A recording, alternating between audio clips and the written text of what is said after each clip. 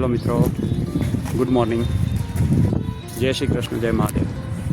મિત્રો આજે આપણે આપણા ઘરે જે ઓટીએસનો ભાગ કહેવાય પાછળનો, એમાં છાપરાનું કામ જે કરવાનું છે, એમાં જે દિવાલ અને છાપરાને જે ફિટિંગ થયેલું હોય એમાંથી નીચે પાણી આવતું હતું, તો એના વાટા કરવાનું જે કામ છે એ આજે આપણે કરાવીએ છીએ. મિત્રો આ કામ કારીગરો પાસે કરાવવું પડે, આપ જાણો છો. તો અત્યારે અમારે બે કારીગર ભાઈઓ આવ્યા છે, જયેશભાઈ અને કિશોરભાઈ. તો બહુ સરસ કામ કરે છે મિત્રો. એની કામગીરી સારી છે, સ્વભાવના શાંત છે, વ્યવસ્થિત માણસો છે અને ખૂબ સરસ કામ સંતોષકારક કરી આપે છે. તો આ કામ માટે એ લોકો અત્યારે લોઢીઓ બનાવે છે. એ લોકો કઈ રીતે કરે છે એ પણ હું આપને બતાવું. તો આ વિડીયો જોતા રહેજો અને વિડીયો પૂરેપૂરો જોઈ અને પસંદ પડે વિડીયો તો લાઈક, શેર, સબસ્ક્રાઈબ કરજો. મિત્રો તમને આગળનું પણ બતાવું છું. તો એની કામગીરી બહુ સંતોષકારક છે, આપ જોઈ શકો છો.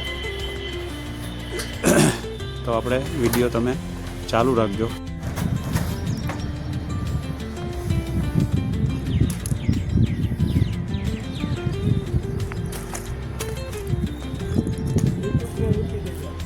એમાં જ આવશે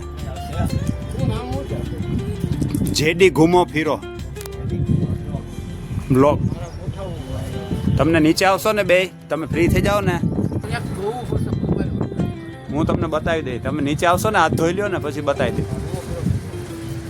જેડી ઘૂમો ફીરો કાયમી માટે આવે મારા.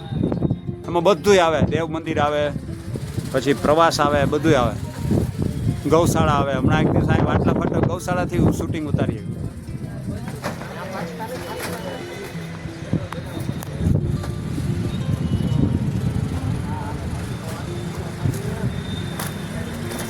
એ લોકો કઈ રીતે કામગીરી કરે છે એ પણ આપણે જોઈએ મિત્રો.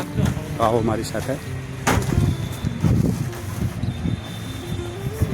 આ સ્ટેર હોય છે લોખંડની, સ્ટેર ઉપર ચડવું પડે અને એમને રોજની પ્રેક્ટિસ હોય છે, એટલે એ લોકો શાંતિથી ચડી શકે.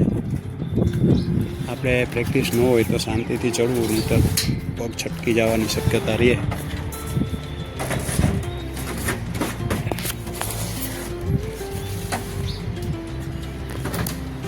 તો અહીંયા ઉપર કઈ રીતે કામ થાય છે એ પણ આપને બતાવું છું. બંને કારીગર ભાઈઓ સરસ રીતે કામ કરે છે. તો મોટા બિલ્ડિંગના પણ કામ રાખે છે કે આખું સ્ટ્રક્ચર બનાવતા હોય છે. આ કામ એના માટે એકદમ ઇઝી હોય છે આમ તો, પણ એટલે ઉપર ચડીને આ કામ કરવું પણ એટલું કામ કહેવાય. જોઈ શકો છો ભાઈ, તમે તોછડા બેઠા છો, જોજો તમે છેલ્લે બેઠા છો. આગળ વયા જાઓ થોડા, પગ છટકે નહીં ગયેલા. આ રીતે છાપરા ઉપર જે જાળી છે લોખંડની, એના ઉપર આપણે એક્રેલિકની સીટ છે એને ઝરી પાડીને દિવાલમાં નખાવેલી છે. માથે કેમિકલ પણ નાખેલું છે અને પ્લસ વધારે પ્રોટેક્શન માટે, નીચે વરસાદનું પાણી ન ઉતરે એટલા માટે, દિવાલમાં ભેજ ન આવે એટલા માટે, કાયમી વ્યવસ્થા માટે આને સ્લોપ આપવાનું સિમેન્ટ અને રેતીથી. અને એને લોઢિયો, આપણી દેશી ગુજરાતી ભાષામાં લોઢિયો કર્યો કહેવાય. આપ સર્વે જાણો છો મિત્રો. આ રીતે કામગીરી આમની હોય છે. તો જે સંતોષકારક કામ કરે છે આપ જોઈ શકો છો.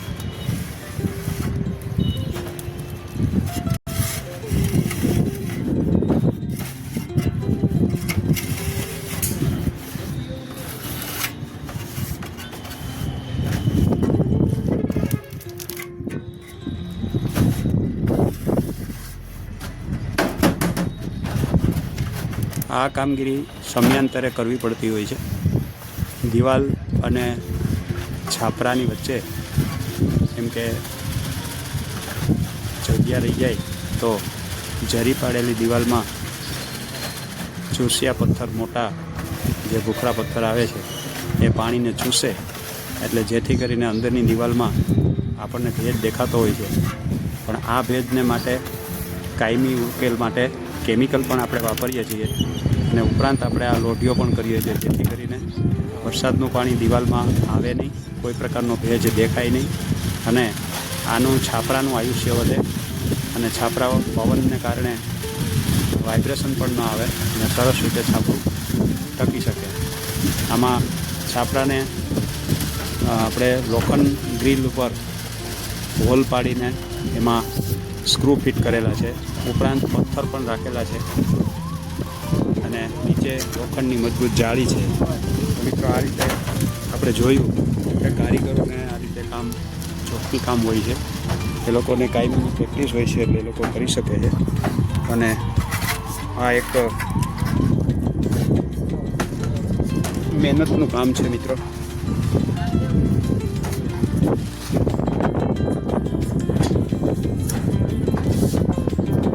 હવે આપણે નીચે ઉતરી ગયા.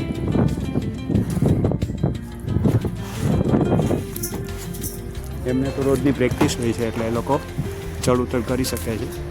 મોટી મોટી વિશાળ બિલ્ડિંગોમાં પણ આ લોકો ચડી શકતા હોય છે. ખૂબ જ હાઇટવાળા બિલ્ડિંગમાં પણ આ લોકો કામ કરવા ટેવાયેલા હોય છે. તો એમના માટે આ વસ્તુ તો એક સામાન્ય કહેવાય, પણ આપણા માટે જરા વધારે અઘરું લાગે.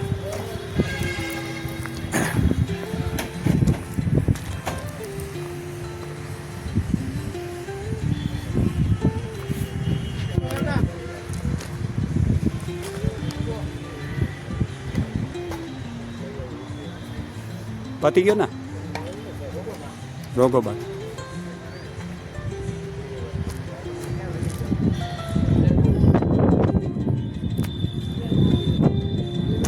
પહેલાં સિમેન્ટ રેતીને લગાવી દેવામાં આવે, બરાબર પ્રેસ કરી દેવામાં આવે એટલે દિવાલ અને છાપરા વચ્ચે લોઢીઓ થઈ ગયા પછી એમાં સિમેન્ટ કોરો નાખી અને પછી એના આપણે બ્રશથી પાછું એ લોકોનું જે બિલ્ડિંગનું બ્રશ આવે છે, એવું જે કન્સ્ટ્રક્શનમાં વપરાય છે એ બ્રશ સ્પેશિયલ આવે છે. એનાથી સિમેન્ટના રોગોને રોગો પાયો કહેવાય. સિમેન્ટ છાંટીને એને એ પણ રીતે ફરીવાર બ્રશ મારે છે, જેથી કરીને એમાં કોઈ પણ તિરાડ રહી જવાની સંભાવના ન રહે અને સિમેન્ટ છૂટો ન પડી જાય. અહીંયા ખુલ્લામાં આ છાપરું છે એટલે તો પવન એને સતત ઉડતો રહે છે, તો એનાથી સુકાતા વાર નથી લાગતી, પરંતુ સુકાઈ જાય પછી આશરે એમના કહેવા પ્રમાણે 6 કલાક પછી આછેરું પાણી છાંટવું પડે છે, જેથી કરીને એમને મજબૂતાઈ સિમેન્ટ અને રેતીમાં પકડ આવી જાય છે. અત્યારે ચોમાસાની સિઝન છે મિત્રો, તો વરાપ જેવું છે જેને આપણે વરસાદમાં બ્રેક આવી કહેવાય, જેને આપણે સાદી ભાષામાં વરાપ કહીએ છીએ.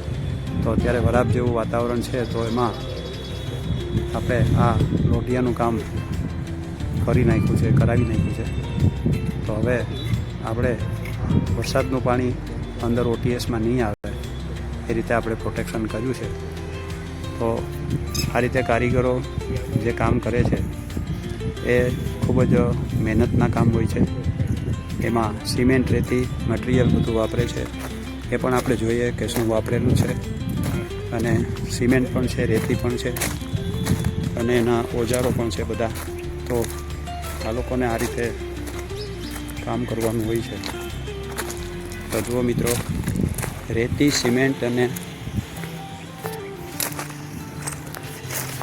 પાણી આ બધું ભેગું કરી અને એનું આપણી ભાષામાં ગારિયું કહેવાય એવું મિક્સ કરવાનું. રેતી સિમેન્ટને ટૂંકમાં મિક્સ કરવાનું અને પછી એમાં થોડું પાણી જરૂર પૂરતું નાખી અને એ લોકો આખું ગારિયું બનાવે છે. અને ગારિયાનો જે માલ હોય છે એ સિમેન્ટ રેતી આમાં ચડાવે છે, એનાથી આ બધી મજબૂતાઈ વધે છે. મિત્રો, આ રીતે આપણે એક કન્સ્ટ્રક્શનના કામમાં કઈ રીતે કામ કરતા હોય છે એ પણ આપણે જોયું. અને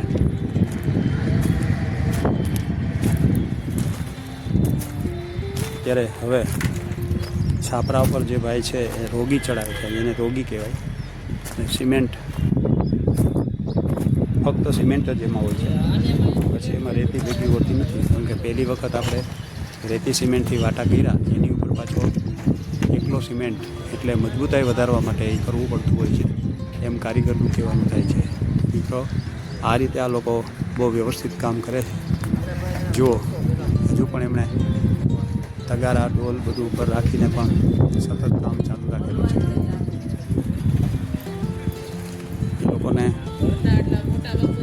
રોજના માટે આવા કન્સ્ટ્રક્શનના કામ હોય છે જે મહેનતના. એ લોકો ગારિયાને સિમેન્ટ નાખીને કઈ રીતે મિક્સ કરે છે એ પણ તમે જોઈ શકો છો. આ રીતે પાવડાથી બધું મિક્સ કરીને અને એના ઓજારોને નાખી પછી પાવડાથી મિક્સ કરવાનું હોય છે અને એને માલ તૈયાર કરવો કહેવાય એની ભાષામાં. આ રીતે એની કામગીરી હોય છે મિત્રો. તગારામાં ઓજાર છે એના અલગ અલગ નામ છે.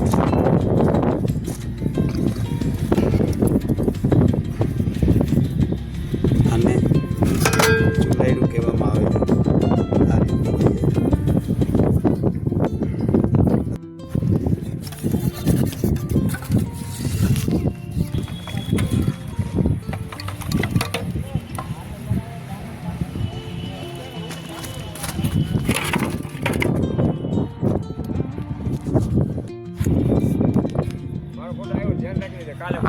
આવી જ ગયો તારો ફોટો. પહેલા તારો લેવાનો, યમન નહીં લેવો છે. યમન આવે તો તને શું વાંધો છે?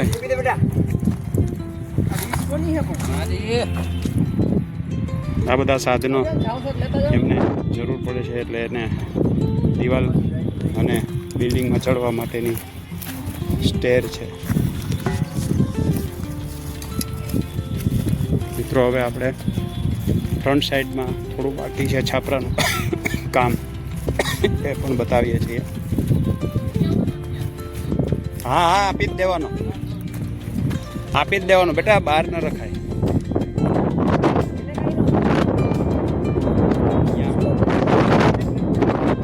સીડી છે, એ સીડીથી નાની સીડીથી કામ ચાલે એમ છે. બીજું એમણે નાની સીડીનો ઉપયોગ કરેલો છે.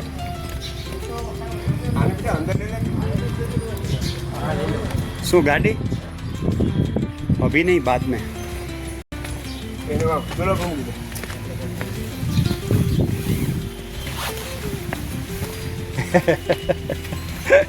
યમન તો એનું માનતો નહીં હો બેટા. તારા પપ્પા યાર ખાલી એટલું જ છે સામેનું, અને એ કાંઈ પિલોર પાસે હશે એટલામાં. હમણાં શું કામે પણ અહીં ક્યાં નડે? ભલે નહીં.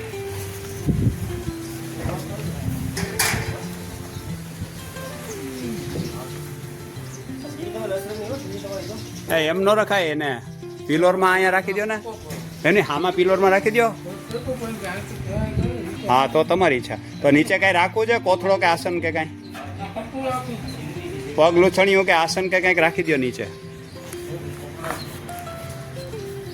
તો મિત્રો આ રીતે આપણે જોયું કે છાપરામાં મકાનની પાછળ અને આગળના ભાગમાં વાટા ઉટી જે કરવા પડે ચોમાસાને કારણે, એ છાપરા નવા ફિટ થયા અને આપણે એમાં આ રીતે વાટા ઉટી કરાયું છે કે જેથી કરીને વરસાદનું પાણી દિવાલ સાથે નીચે ઉતરે નહીં અને નીચે ભીનું ન થાય. તો મિત્રો આ વિડીયો તમને પસંદ પડ્યો હોય તો લાઇક શેર સબસ્ક્રાઈબ કરજો અને મારા દરેક વિડીયો તમે જોતા રહેજો, પૂરા જોજો. અને વિડીયો જોઈ અને નવા કોઈ જોનાર હોય તો એમને સબસ્ક્રાઈબ કરાવવાનું અને આપ સર્વે કાયમને માટે લાઇક કરતા રહેજો. હું તમને રોજે રોજનું નવું કંઈ આપણને જાણવા યોગ્ય રજૂ કરતો રહીશ, શેર કરતો રહીશ. તો મિત્રો ફરી પણ પાછા આપણે મળીએ. ત્યાં સુધી જગદીશ ભટ્ટના આપ સર્વેને જય શ્રી કૃષ્ણ, જય મહાદેવ. આ માલ છે ને તો છાપરામાંથી લઈ લેજો.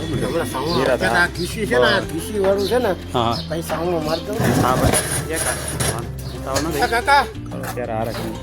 માલ છે ને,